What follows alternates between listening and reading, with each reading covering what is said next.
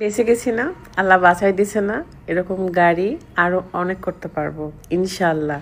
যারা খুশি হয়েছেন, যারা আমাকে নিয়ে ট্রোল করছেন, তাদের জন্য শুভকামনা। আপনাদের জন্য আমি আরও বেশি স্ট্রং হচ্ছি, আর আমার ফ্রেম বেড়ে যাচ্ছে, এছাড়াও আমার ইনকামও বেড়ে যাচ্ছে আলহামদুলিল্লাহ। নজর দিচ্ছেন না, দেন। আল্লাহর মায়ের দুনিয়ার বাইর, কতদিন মানুষের খারাপ চাইবেন, খারাপ করবেন, খারাপ বলবেন। আল্লাহর মায়ের দুনিয়ার বাইর। বাংলাদেশে অনেক মেয়েরা আছে, আপুরা আছে যারা কার ড্রাইভ করতে পারে, হয়তোবা তারা ভিডিও করে না, অ্যান্ড আমি ভিডিও করি, এটুকুই তফাৎ। বিগত 2 থেকে আড়াই বছর ধরে আমি কিন্তু কার ব্লগিং করছি। অনেকের বাইকের প্রতি ইমোশন থাকে, আমার কারের প্রতি ইমোশন হয়ে গেছে আর কি। আমার হাজবেন্ড বাইকের প্রতি ইমোশন, কারণ সে একসময় বাইক স্টান্ট করতো। তো যেহেতু প্রথম থেকে আমি কারের প্রতি একটা অ্যাট্রাকশন অ্যান্ড কারই নিয়েছি, আমি কষ্ট করে হলেও তো আমার মাজদা কার আমি নিয়েছি, তাই না?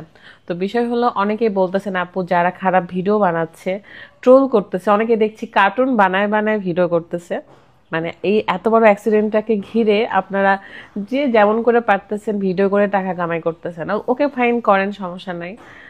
আমার মতন মেয়ে ফাইট করে আমার ভাগ্য পরিবর্তন করেছি, আমি পরিশ্রম করে আমার ভাগ্য পরিবর্তন করেছি। এখন পর্যন্ত স্টিল নাও স্ট্রং হয়ে আছি। আমার এত বড় একটা অ্যাক্সিডেন্ট হয়েছে, আমি সব জায়গায় ক্ষতিপূরণ দিয়ে স্টিল নাও স্ট্রং হয়ে আছি। আমার কার গ্যারেজে পড়ে আছে, অ্যান্ড এটাকে রিপেয়ার করতে হবে। এটা খুব সামান্য ঘটনা না, কিন্তু এটা কিন্তু খুব কষ্ট করে এত টাকা দিয়ে গাড়িটা কেনা, শখের গাড়ি। এটা বাংলাদেশে কিন্তু এটার পার্সপাতি অ্যাভেলেবল না, এটাকে এই পার্সপাতিগুলো বিদেশ থেকে আমার অর্ডার করতে হবে, দেন আসবে। তারপরে অর্ডার করার আগে মানি দরকার। তো এত বড় বুকের পাটা কয়জনের আছে একটু দেখান আমাকে।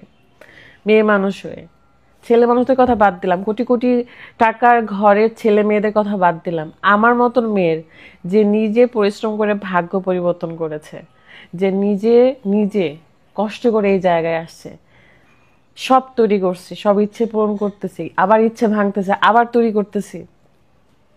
এটা কি খুব সহজ?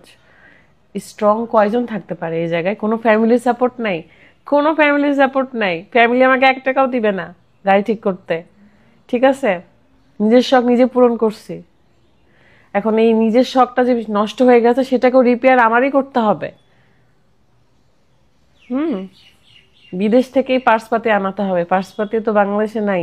আমি এই গাড়ি নিয়ে সব জায়গায় যাই, গ্রামে শহরে, ভাঙা রাস্তায়, কারণ আমার মনে হয় যে আমি কষ্ট করে আমার শখ পূরণ করছি, এটা আমি দাবড়ায় চালাই বেড়াবো।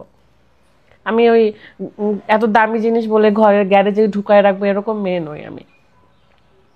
আমার শখের জিনিস আমি আমার সব জায়গায় আমি নিয়ে যাব। আর আল্লাহ দিছে, আল্লাহ নিছে, আবার যদি চাই আবার দিবে। তো যারা ট্রোল করতেছেন, মজা নিতেছেন আমারে নিয়ে, নেন না, আপনাদের জন্য আল্লাহ আমার পথ আরো সহজ করে দিবে।